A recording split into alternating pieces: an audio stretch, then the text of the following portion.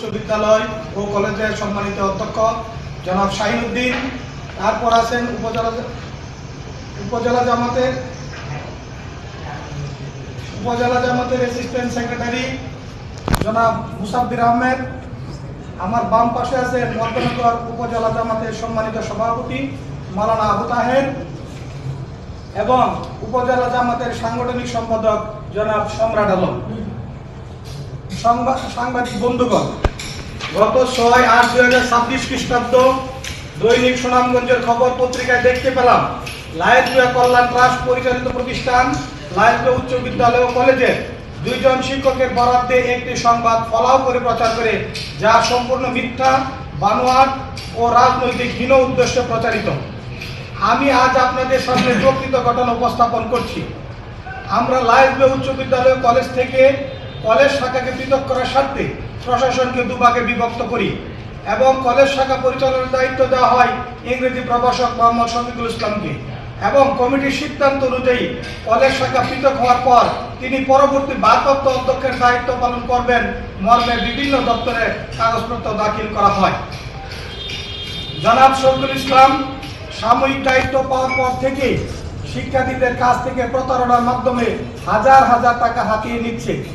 শিক্ষার্থীদের এমন অভিযোগের প্রেক্ষিতে আমি গভর্নিং বডি ও ট্রাস্টের পক্ষ থেকে বিষয়টি তদন্ত করতে গিয়ে দেখতে পাই যে 2026 সনে এইচএসসি পরীক্ষার্থীদের কাছ থেকে ফর্ম ফিল আপ, বকেয়া বেতন ও অন্যান্য ফি সহ কারো কাছ থেকে 6,000, 7,000, 8,000, 10,000 ও 12,000 টাকা করে আদায় করলেও মন গড়াভাবে 2,000, 2,300, 2,400, 2,500 ও 2,600 টাকার মেমো দিচ্ছে, যা মারাত্মক অন্যায়।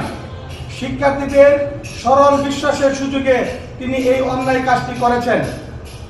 শিক্ষার্থীরা যত টাকা দিচ্ছে তত টাকার মেমো না দেওয়ার রহস্যটি জানতে চাইলে তিনি কোনো সদুত্তর দিতে পারেননি। আমি তাকে বললাম, মেমোবিহীন কোনো টাকা আদায় করা উচিত নয়, সেটা অন্যায় এবং বিধি বহির্ভূত। তাকে বলতে কাকে বলছিলেন? শফিকুল ইসলাম। শফিকুল ইসলাম কে? ওইখানে অধ্যক্ষ, কলেজ শাখার প্রভাষক, তিনি প্রভাষক, কলেজ শাখার প্রভাষক। বক্তব্য শেষে প্রশ্ন করতে হয়। অতঃপর শিক্ষার্থীরা যত টাকা দিচ্ছে তত টাকার মেমো না দেওয়ার রহস্যটি জানতে চাইলে তিনি কোনো সদুত্তর দিতে পারেননি। আমি তাকে বললাম, মেমোবিহীন কোনো টাকা আদায় করা উচিত নয়, সেটা অন্যায় এবং বিধি বহির্ভূত। অতঃপর আমি ট্রাস্ট ও গভর্নিং বডির সদস্যগণকে বিষয়টি অবগত করলে সভাপতি ও সদস্যগণ আমাকে 2 বছরের হিসাব সহ এই পর্যন্ত সকল আয় ব্যয়ের হিসাব নেওয়ার নির্দেশ প্রদান করলে আমি তার কাছে বিগত 2 বছরের পরিপূর্ণ হিসাব চাই। কিন্তু মিস্টার শফিকুল ইসলাম আমাকে আয় ব্যয়ের হিসাব দিচ্ছি করে 3 মাস কাটিয়ে দেয়। আমি তাকে চাপ সৃষ্টি করলে এক পর্যায়ে আমাকে জানায় সে আর এই প্রতিষ্ঠানে চাকরি করবেন না। তাৎক্ষণিক আমি ক্ষোভের সাথে বললাম, আপনি চলে গেলে হিসাব দিয়ে যেতে হবে। অন্যদিকে আমি কৌশলে অফিস সহকারী ও কয়েকজন শিক্ষকের সহযোগিতায় বিগত 2 বছরের মাসিক আদায় রসিদ ও অন্যান্য কিছু কাগজপত্রাদি সংগ্রহ করে দেখতে পাই বিগত 2 বছরে প্রায় 13 লক্ষ টাকা আয় হয়েছে। তাই ব্যয়ের প্রকৃত হিসাবটা দেখানোর জন্য চাপ অব্যাহত রাখি। সে আমাকে কোনো হিসাব না দিয়ে সভাপতি সাহেবকে মোবাইলে মেসেজ দিয়ে জানায় আগামী মাস থেকে সে অত্র প্রতিষ্ঠানে আর চাকরি করবে না।